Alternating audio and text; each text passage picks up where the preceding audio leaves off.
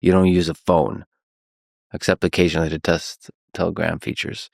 But I've been with you for 2 weeks. I haven't seen you use a phone at all in the way that most people use a phone, like for their social media. So can you describe your philosophy behind that? I don't think a phone is a necessary device. I remember growing up, I didn't have a mobile phone. When I was a student at the university, I didn't have a mobile phone. When I finally got it to use a mobile phone, I never used phone calls. I was always in airplane mode or mute. I hated the idea of being disturbed. My philosophy here is pretty simple. I want to define what is important in my life. I don't want other people or companies, all kinds of organizations telling me what is important today, and what I should be thinking about. Just set up your own agenda. And the phone gets in your way. It provides distractions. It guides what you should be looking at, what you will be looking at. So you don't want that. You want to quiet the mind. You want to choose what kind of stuff you let inside your mind. Yes, because this way I can contribute to the progress of society, or at least I like to think this way. And this makes me happier. How often do you find quiet time to just think and focus deeply on work without any distractions? You mentioned to me that you value quiet mornings. Yes. So the thing I'm trying to do, I try to allocate as much time as possible for sleep. Now, even if I allocate, say, 11 or 12 hours for sleep, I won't sleep for 11 or 12 hours. So what I end up doing is I end up lying in bed thinking. And some people hate it. They say, "Oh, you have to take a sleeping pill," but I never take pills. I love these moments. I get so many brilliant ideas, or at least they seem brilliant to me at the moment, while I'm lying in bed, either late in the evening or early in the morning. That's my favorite time of the day. Sometimes I wake up, I go take a shower, still without a phone. Beautiful ideas can come to you while you're doing your morning exercise, your morning routine, without a phone. If you open your phone first thing in the morning, what you end up being is a creature that is told what to think about for the rest of the day. Same is true in a way if you've been consuming news from social media late at night. But then how do you define what is important and what you really want to become in life? Now, I'm not saying you have to completely stay away from all sources of information, but take some time to think about what's really important for you and what you want to change in this world. So you definitely try to avoid digital devices for as many hours as possible in the morning, just to have the quiet thinking time, plus the crazy amounts of push-ups and I know, squats. I know it's kind of counterintuitive because I founded one of the largest social networks in the world, after which I founded the second largest messaging app in the world. And you're supposed to be really connected. But the conclusion you reach very early is that the more connected and accessible you are, the less productive you are. There are many days when you don't want to start working out. But you have to overcome this initial reluctance. And then you get to a point that you enjoy it. And you think, oh my God, it was such a good idea to come to the gym today. But it's similar to pretty much every activity. You get to write some code. Write a small piece of code first. And then you get inspired. Then you'll come up with more ideas. You need to write a novel or just write a paragraph. This is pretty obvious and it's not a secret. But because we are bombarded with all kinds of information that is not really important for us in terms of becoming successful, we often forget the important things. And this is one of them. We've been working out every single day. You have been working out for many years pretty intensively. So I think a lot of people would love to know what's your perfect daily workout regimen. Let's say on a weekly basis. I do 300 push-ups and 300 squats every morning. And in addition to that, I go to the gym normally 5-6 times a week, spending between 1 and 2 hours every day. So push-ups and squats are still a big part of your routine. Yes, this is how I start my day. I'm not sure they do a lot in terms of changing your body, but they're definitely a good way to practice self-discipline. Because you don't want to do these push-ups in the morning most of the days. Squats are particularly boring. They're not that hard. They're just boring. But you overcome it. And then it's much easier to start doing other things related to your work, for example. When I can, I also take an ice bath because it's another exercise of self-discipline. I think the main muscle you can exercise is this muscle, the muscle of self-discipline. You know, not your biceps or your pecs or anything else. Because if you get to train that one, everything else just comes by itself. Yeah, everything else becomes easy. We should mention, I went with you to Banya, and I think it's fair to say you're nuts. I took the meeting, and in this meeting, I was asked to restrict what I see as restriction of freedom of speech in Romania. I don't know if you followed the whole saga with the Romanian elections. They had a presidential elections last year. The results got cancelled. Now, Romania at that point, when I had this meeting, was preparing for a new presidential elections. The conservative candidate was not somebody who the French government was supportive of. So they asked me whether I would be shutting down or ready to shut down channels on Telegram that supported the conservative candidate or protest against the pro-European candidates, so they called the guy they liked. I said, look, if there is no violation of the rules of Telegram, which are quite clear, you can't call to violence. But if it's a peaceful demonstration, if it's a peaceful debate, we can't do this. It would be political censorship. We protected freedom of speech in many countries in the world, including in Asia, in Eastern Europe, in the Middle East. We're not going to start engaging in censorship in Europe, no matter who is asking us. I was very clear to the guy who was the head of French intelligence. I said, if you think that because I'm stuck here, you can tell me what to do, you're very wrong. I would rather do the opposite every time. And in a way, that's what I did. I had a small debate with him about the morality of this whole thing. And then at a certain point, just disclose the content of this entire conversation, because I never signed an NDA. I don't ever sign NDAs with any people like that. I want to be able to tell the world what's going on. Probably what you could say about me is I do have a kind of extreme risk tolerance. My whole career, I've only worked on things that I thought were cool or interesting. I'll optimize for that over everything else. I've gone broke a bunch of times because I worked on things that were like way too soon or way too cool or way too expensive. I'd say that's the biggest thing. And I think it's replicable. Other people could do that. Yeah. Why are you over optimizing on safety? Why are you going to work for a big tech company or Goldman Sachs or whatever? That's optimizing for safety.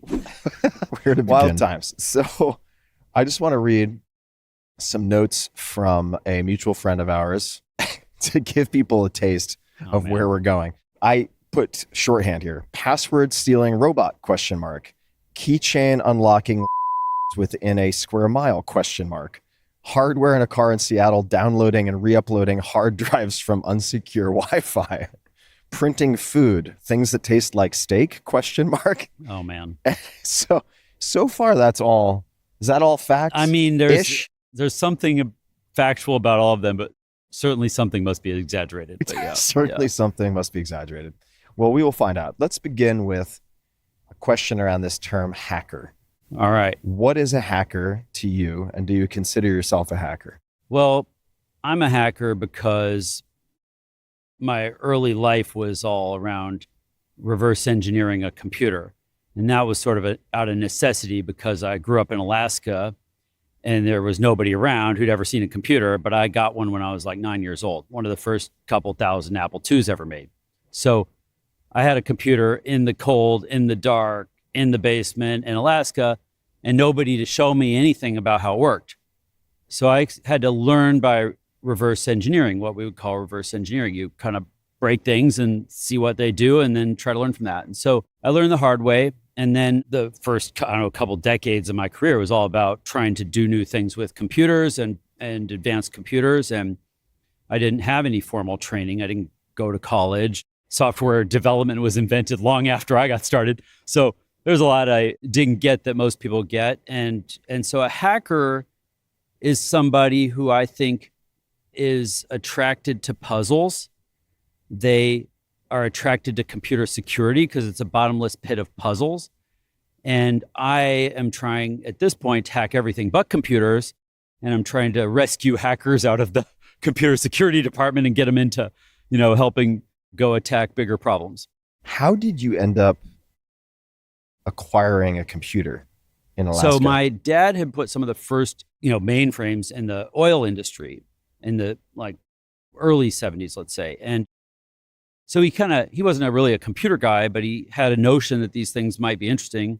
And when Apple needed customers at the beginning of Apple, they went to the oil industry because that was the big, rich industry at the time. My dad said, sure, we'll take one. So I got one of the first Apple IIs. So I'm like 9, 10, 11 years old.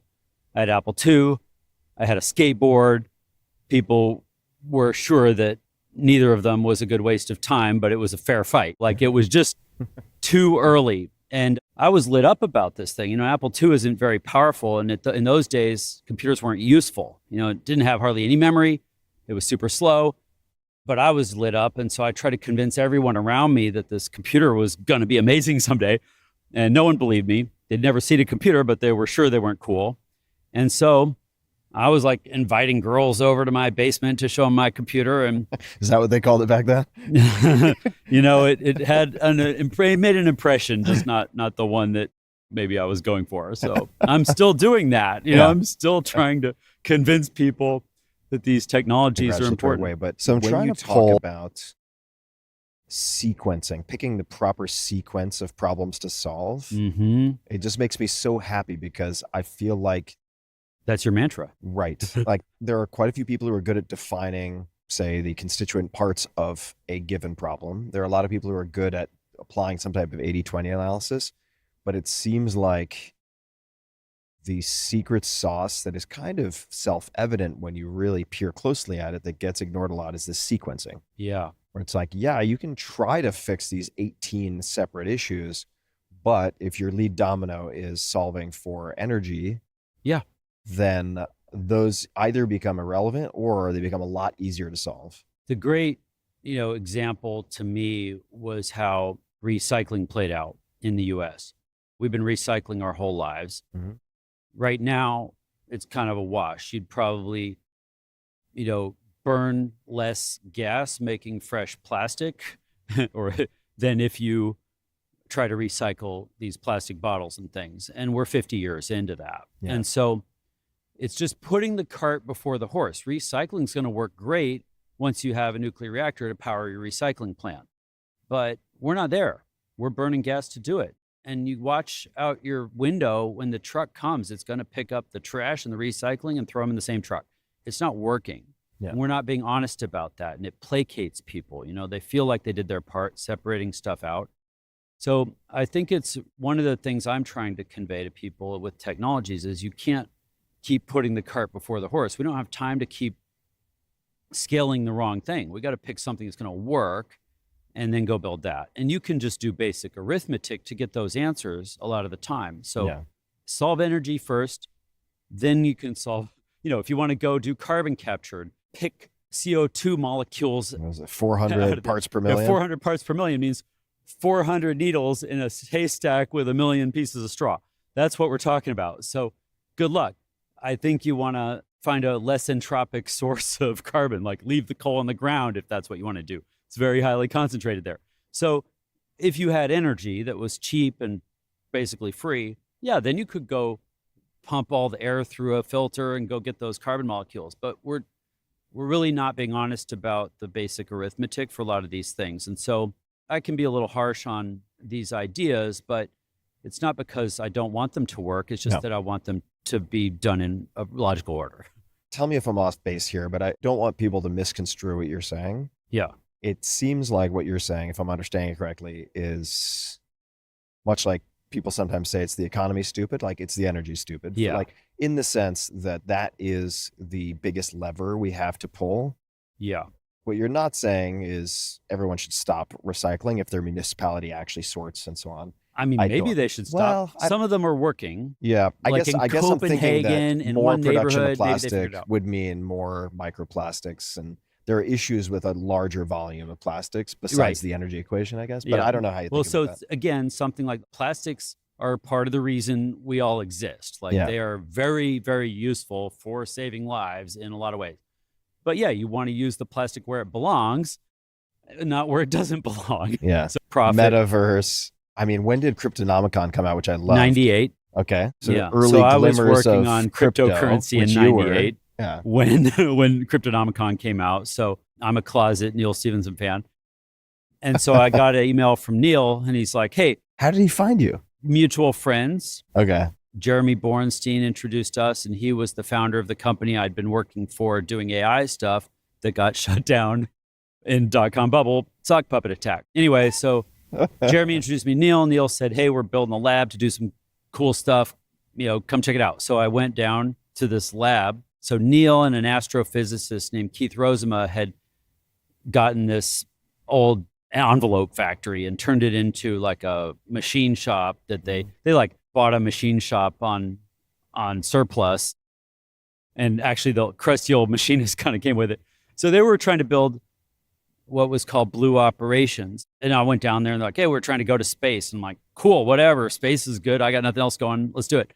And they needed help, with computer stuff, of course. And so I started helping on that. And we were trying to figure out alternative ways of going to space besides rockets. Mm-hmm. And eventually we hired a couple other machinists and some other super nerds and tried all these experiments. And that was the origin of Blue Origin.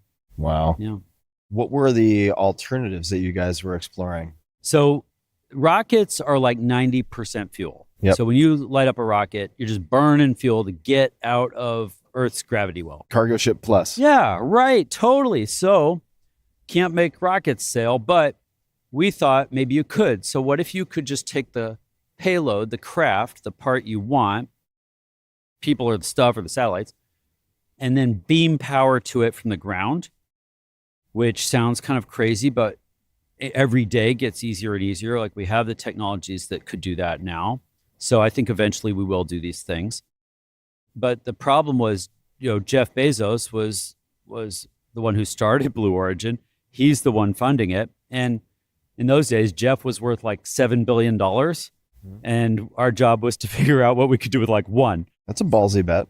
He's done pretty well since. He's done all right. And now it's like putting $1 billion or more every year in Blue Origin. But the point is, we could get further faster by standing on the shoulders of NASA and Russia than starting in a $50 billion hole, inventing some new propulsion scheme. So we have a bunch of ideas that were really cool. And this, again, started in 2001. I'm going to go to Blue Origin next week for the 25th anniversary. Wow. And I get to meet some of the staff. I don't have anything to do with it anymore, but hopefully get to meet some of the folks who are taking that and running with it. But the last thing I worked on was we built this terrifying craft with 4 Rolls-Royce jet engines that we retooled to operate vertically and made like a quadcopter out of them. Sounds safe. It's totally not safe. This is before you could buy a quadcopter at Walmart. So we had to write all the code to do self-balancing and stuff on these microcontrollers and get it working and do thrust vectoring and all this. Anyway, we drug this thing out into the desert in central Washington. We fire the thing up and it goes up and flies around like a UFO, and then it comes and back down and does vertical landing. And so we proved that it could be done. And that was the day we decided to go do it with a rocket. And Blue Origin got started on a track to go build a rocket. And that's when I left. You don't need me to build a rocket. So, yeah.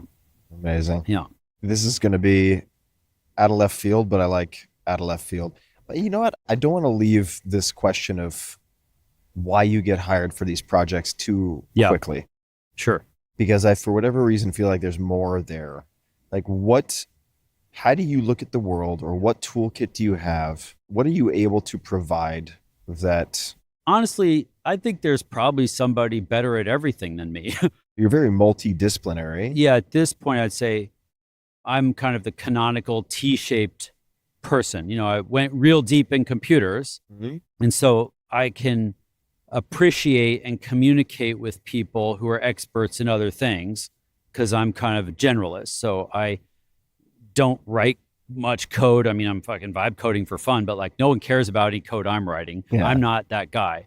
But because my depth of knowledge is deep, I can appreciate another expert's depth of knowledge. And I think that helps me to work with folks. A lot of people get pigeonholed into just the thing. You know, we see that with scientists or engineers a lot. They're specialized too much.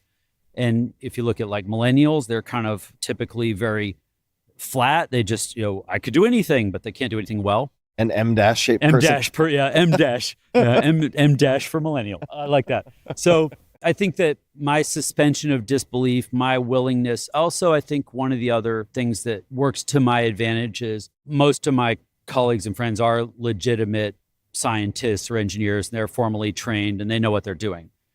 Those folks get stuck with kind of some professional liability. If you're a scientist, you can't say crazy shit because that could be professionally damaging. For sure. I'm a hacker.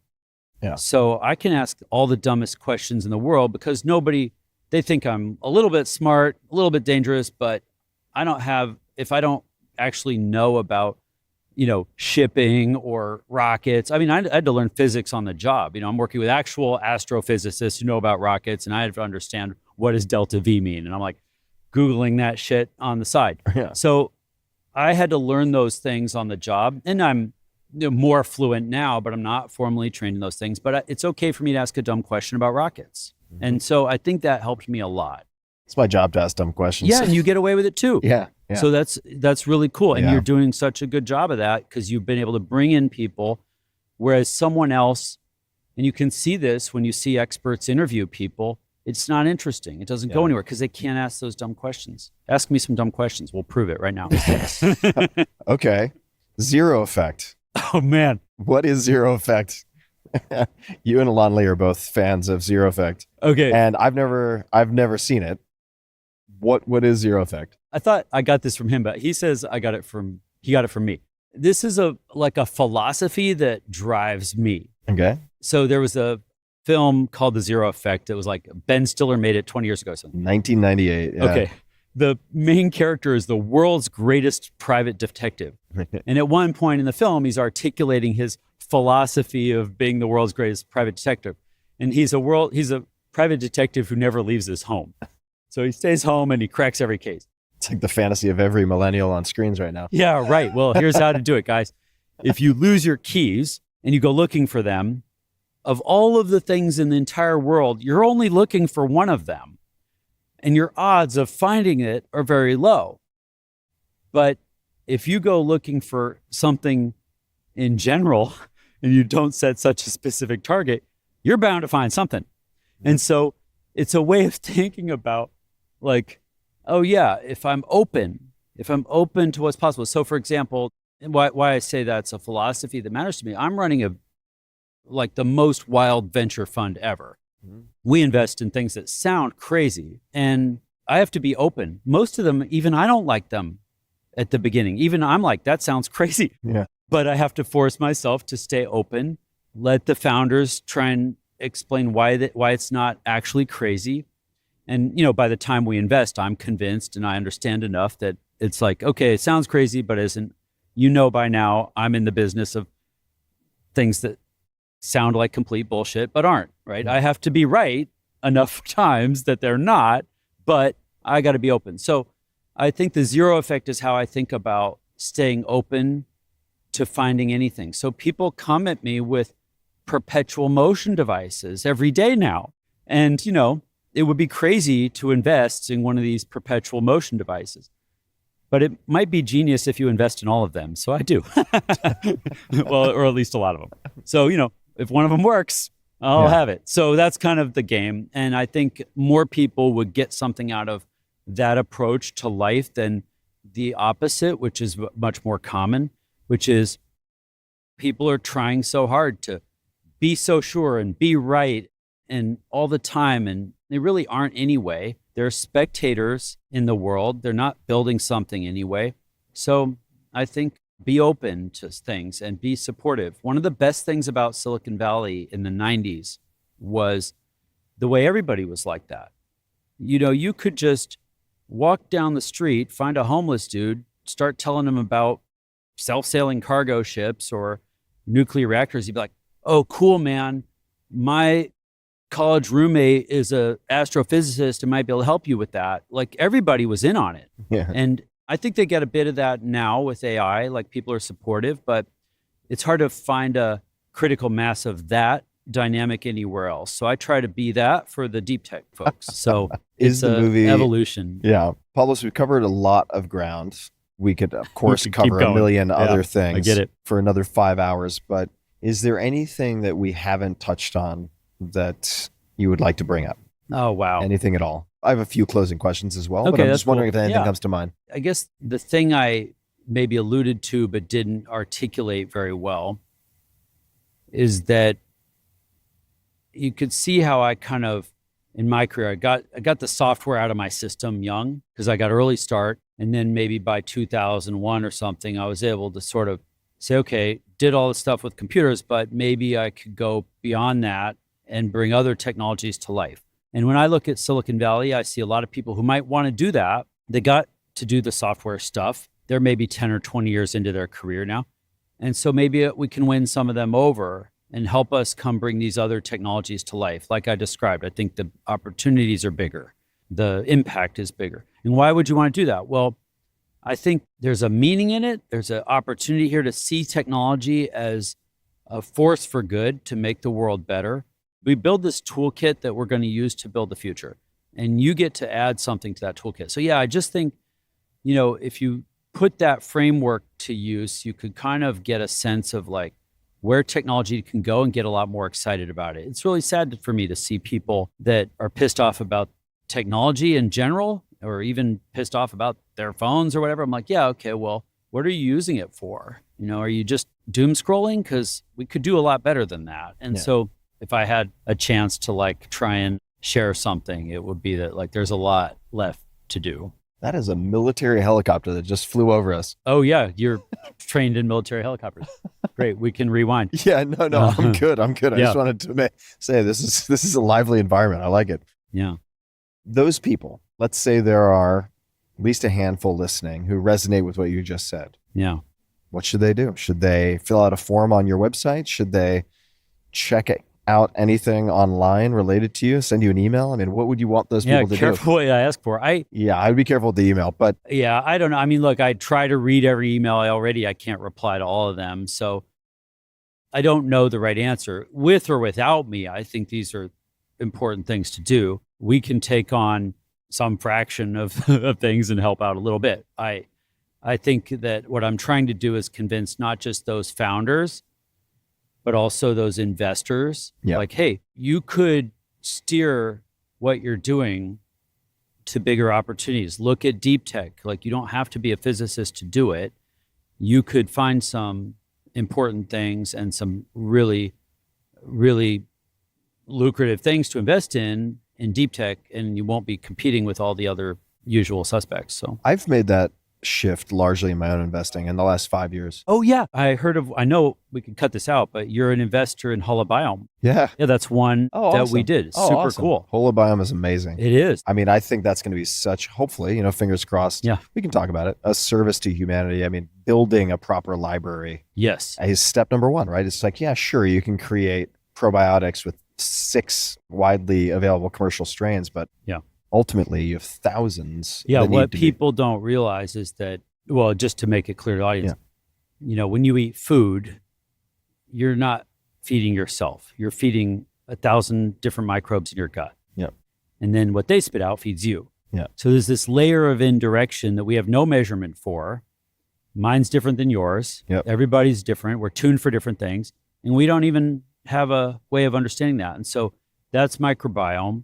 We're going to learn about it. Every one of those microbes is probably a few PhDs that need to get done. But Holobiome is crafting the machinery to do that, the mechanism to do that. And it's exciting because they're figuring out cool stuff already. It's a super cool company. Yeah, I've been getting very involved with, aquaculture and algae feed additives for cows to reduce methane production, and which is frankly very far outside of my comfort zone. Like I hope to have a positive return on investment. Yeah.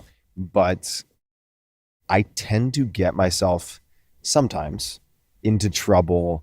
For instance, I invested in a company that was developing inhalable insulin. So insulin that you could effectively use an inhaler for.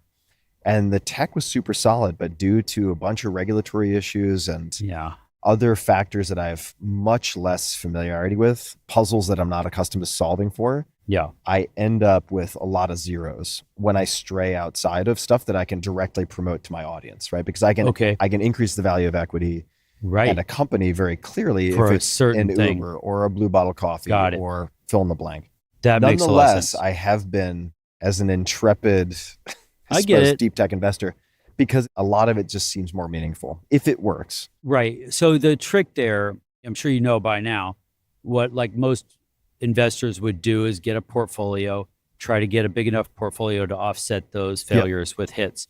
And that's a shots on goal game. That's why we do so many. That's why we focus on being the first check. We're doing pre-seed stuff, actual tech, but we'll do hundreds of these things, you know, and we're going to hope to get a couple hits. Over the course of a single 10-year fund? In one fund, we'll do about 60. So we'll do another fund and we'll do another 60 in the future. But we'll do multiple funds. But most VCs would kind of like graduate from pre-seed to seed to Series A. We don't do that. We just stay super early. Lots and lots of pre-seed. So if you're still using AI in the browser, you're doing it the slow way. You see, each of these apps has a terminal version and they make me 10 times faster. I'm getting so much work done. And the AI companies are kind of quiet about this. They're marketing these tools to developers for code, but here's what they're not telling you. You can use them for everything. And it's way better than their apps. Writing, research, projects, working in the terminal is a superpower. I'm about to show you why. I'm literally writing this video with these tools right now. And most people have no idea this is a thing. But I'm telling you, once you see AI in the terminal, you're never going back to the browser. So get your coffee ready. We're going to my favorite place, the terminal. But hold up, before we go there, I know what you're thinking. Chuck, I use AI just fine. Do you? Tell me if this sounds like you, because this is how I used to use AI. You're in the browser or app, you're asking questions. Research mode, you're diving deep into a project. Can't even see your scroll bar anymore, and this is your 5th chat because ChatGPT lost its context, or its mind. You also created a few more chats with Claude and Gemini to make sure ChatGPT wasn't lying. And you tried to copy and paste some stuff into your Notes app to keep track. That never works. At this point, your project is a mess. Spread over 20 chats, 2 deep research sessions, and scattered notes. There's a better way to do this. Hear me out. It's in the terminal. Now, because it has a very generous free tier. That's right, you heard it, free. Now, I'll show you Claude Code in a second. That's my favorite by far, overpowered. But they share a lot of the same concepts. Let's just get you going. We can install it with one command. Now, go ahead and launch a terminal. It doesn't really matter where you launch it. Mac, Windows, Linux, all these terminal apps work everywhere great.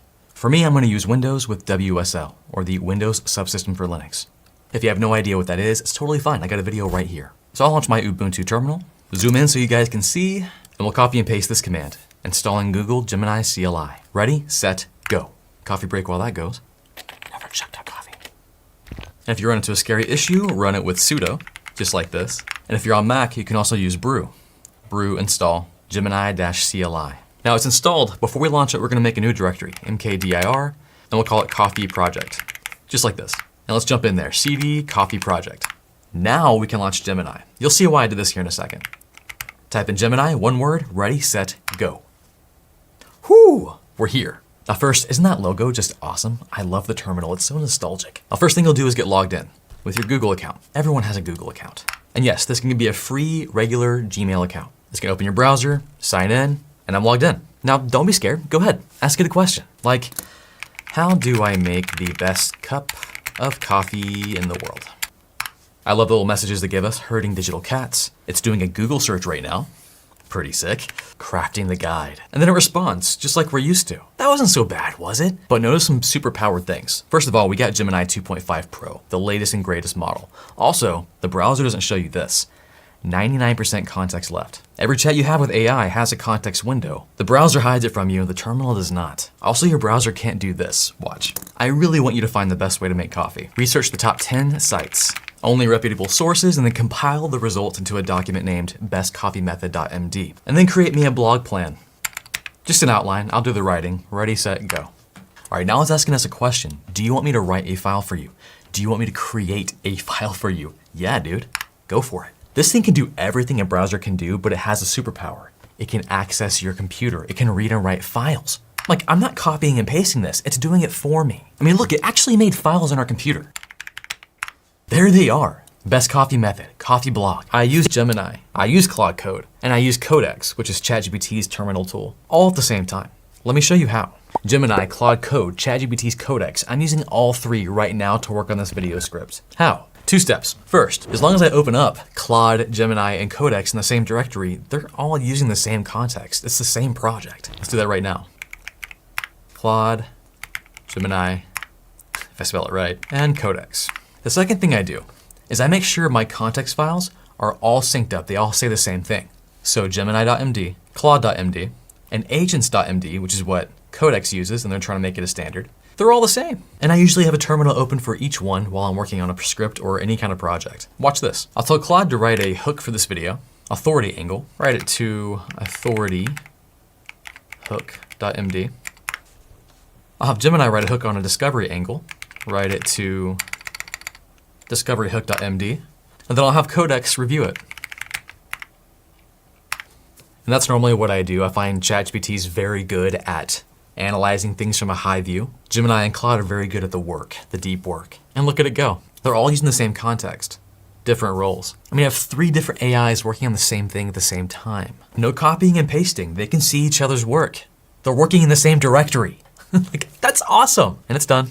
Looks like Claude won this one. Now, speaking of superpowers, let's talk about segment 5. There's a tool that's actually open source. Now, you can use any model you want with this open source alternative. And it might be the best tool of all of them. I'm still testing it. You also get Grok free, which is pretty sick. And a really powerful part of this is you can log in with your Claude Pro subscription and use it like Claude Code. Let's play with it. It's called Open Code. We can install it with one command. I'll have all these commands below. Installing. That was quick and that's it. If I can just launch Open Code, just type it in like this, that does it. Oh, let me do a source, because I added it to my bash RC file. You might have to do this too. Source.bash RC. Now let's try it. You can open and close your terminal to do the same thing. Oh, we're here. This is Open Code. A nice TUI terminal user interface. A couple things real quick. They launched us straight into Grok Code Fast 1. They have a deal with Grok AI that allows you to use this for free for a while. So same story. Hey, Grok Code's helping us. It even knows like, hey, can I help you with your coffee project? No NAS stuff. So it read the document and it can do all the stuff. Okay, cool. I'm gonna exit out. We can use local models. This is the killer part. I don't think any other tool does this, but we have to edit a file. So I'm gonna nano, and I think it's inside .config open code. Yeah, that's the directory, and then I think the file has to be opencode.jsonc. I'll paste this in here. I'm gonna use, let's do llama 3.2. I think that's what I have installed. We'll find out. I'll save that. Let me see, llama list, see what my models are. Do I have 3.2? I'll pull it down if I don't. And then when I launch open code again, with that config in place, oh wait, what did I break? Let me fix that file real quick. There we go. I should be able to go /model and change to Llama 3.2. Hey, cool, Llama works. If I back out, I can log into Claude with this command, open code, auth login. I can choose Anthropic with my Claude Pro, and I'll launch this browser. Paste this code in there. And now I'm logging the Claude code. I can just launch open code now and switch models to Claude. Sonnet 4.5. And we can pick up where we left off. Because again, all our files are local. Doesn't matter what tool we use. It's all ours right here. I can switch models midway. Let's get back to Grok. Cool. What's our next step? Cool, while it's doing that, I can do new session. This is a new session. Switch models to Claude. I can do sessions, see all the sessions I have. Why do I have so many? Oh, these are my past sessions. We can also share these sessions /share, and watch this. This is so crazy. I think, is it gonna do it? Oh, the URL is copied to my clipboard. So I can go to my browser, paste that URL in, and I can, look at that. That's awesome. Wait, is it live? You can share your session with people. That's pretty neat. Okay. We can do timeline. We can jump back in time and restore. I guess like if we don't like how far we've come in our conversation, we just go back. I want that in real life. That's awesome. We can also, if I jump out of there, I'm gonna do open code -- help. They've got agents. You can start a headless server. You can attach to headless servers. Export your session as JSON data. I mean, this tool's pretty cool. And the fact that you can log in and use your Claude Pro subscription, like that's next level. Because otherwise you're putting in an API key and you're paying per use, and that's a whole nightmare. I'd rather pay up front. What's fun is I've been following these guys on Twitter before they started making this code, open code. This guy Dax, these guys are killing it. So how do you feel about your browser-based GUI AI now? Pretty bad, right? Kind of feels like hammer and chisel, or chisel and hammer. I never know how to say it. Because now you can control your context, break out of that browser, that chat window, and don't let the terminal scare you. I mean, I know it's kind of intimidating if you're not used to working in the terminal. If you can get past that, this tool is for everyone. Everyone should be using this. Like, make everyone use this. I'm gonna make my kids use this. I don't know about my wife. I'm not sure if she's gonna do it. Seriously, nothing is stopping you from trying this right now. Gemini CLI, that's free. Open code, you can run local models if you're worried about that. And while Claude Code is paid, it's overpowered. Like, you saw all those features. I use that every day. Dude, you gotta try it. Dip your toe in the water. It's fine. It's awesome. You will feel like you have a superpower and build whatever you want. Now, do you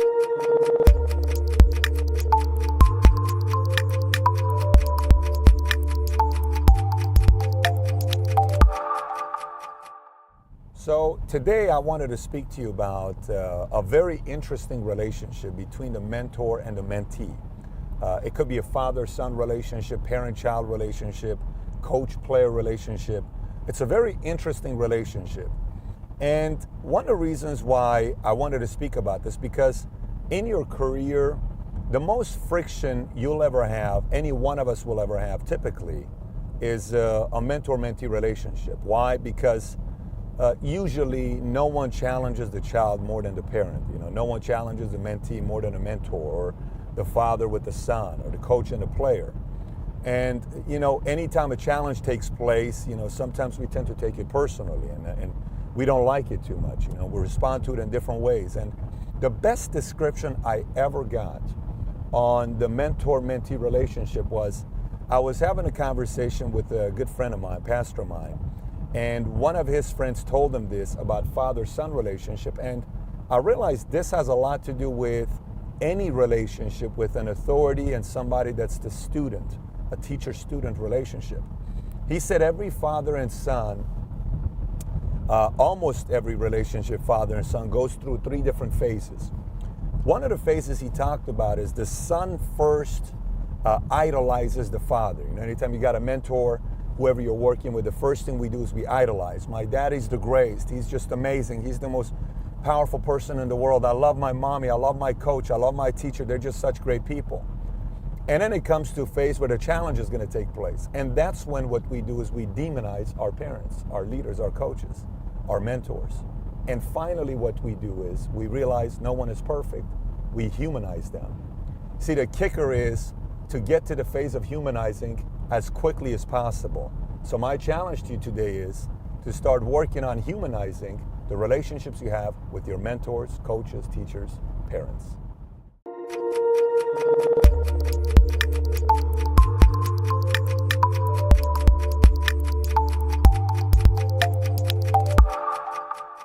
I'm gonna share with you all the rules of money that you can follow to get rich without talent, luck, or having a freaking trust fund. And once you learn these rules and apply them, you'll finally be able to stack cash. So in this video, I'm gonna tell you exactly what these rules are and how I went from broke at 24 to a millionaire at 27 and then being worth over $100 million today. Rule number one, the 4% rule.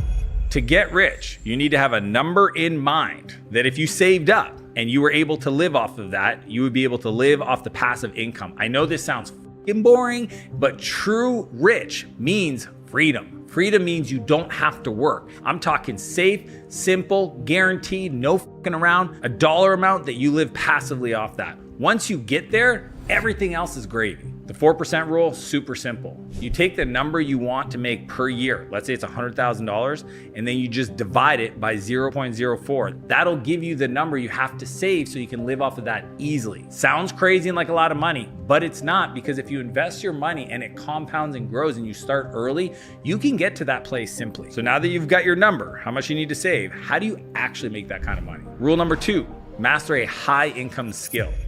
If you already knew how to make that kind of money, you'd be making that kind of money, which means you're gonna have to invest in yourself to develop a skill that the world values. That's why it's called high income skill, meaning people are gonna pay you a lot of money for your time to do that work. The best part is that everybody has access to the same tools. The information's out there. It's just most people pretend like they can't solve this problem. You don't have to spend 200 grand to go to some fancy university to learn any of this. You can do it on your own. So here's how you simplify it. All high income skills can fall into one of four categories. The first M is make, means you're a creator. You either edit videos, you create websites, you create video scripts, you create things that other people value. It sounds so simple, but most people never learn how to make a solution. They make a piece of solution, but not the complete thing. The second M is market. If you know how to get somebody to pay attention and redirect that focus to buying something, people will pay you a lot of money to do that for their business, to get customers. Even more important than the next one, which everybody talks about, which is monetize or sales. Like the ability to talk to somebody and get them to part with their money, incredibly valuable. But if you're asking me which one's more valuable, marketing or sales, marketing's more valuable. Sales is just easier to learn. And the final one is manage. People will pay top dollar to have somebody come in and manage a project, manage an outcome, manage a problem for them. So the way I look at it is four components, and you can look up Ikigai. What do you love? What are you good at? What does the world need? And what can you get paid for? If one of those four seems like a default for you, maybe it's marketing or making or monetizing or managing stuff, the key is mastery. Decide to be the best in the world at it and stick with it for at least 1,000 days. Like go all in and find somebody to pay you to do that work. But here's the deal. Even a high income skill won't make you rich if you don't own anything. Which brings us to rule number 3. Don't work for your money, make your money work for you. This one's gonna be hard for people to understand because the whole world is trying to convince you to do this, which is work for a salary. The only way you're gonna get really rich is to own a part of the business. Wages might feed you, but ownership frees you. See, if the accountant, the lawyer, the doctor goes on vacation, guess what? It's not the cost of the vacation that's the most expensive thing for them. It's not working. The truth is those people are highly paid, but they're not rich because they don't have freedom. A business owner creates a machine or an engine that makes money, and they get paid whether they show up to work or not because the machine runs. Owning a piece of a machine is how you get wealthy. But if you want to get there faster, you need to understand what I'm about to share. Phase 1, you have to build cash piles with your high income skills. You literally need to learn how to save. The more you can save, the more resources you'll have to do something with. You can't buy into a business. You can't invest into your business to increase your equity ownership if you don't have any cash. Phase 2 is reinvest in your best asset, yourself. Because you will take you with you to every interaction for the rest of your life. And you becoming better, meaning you communicating better, you persuading other people better,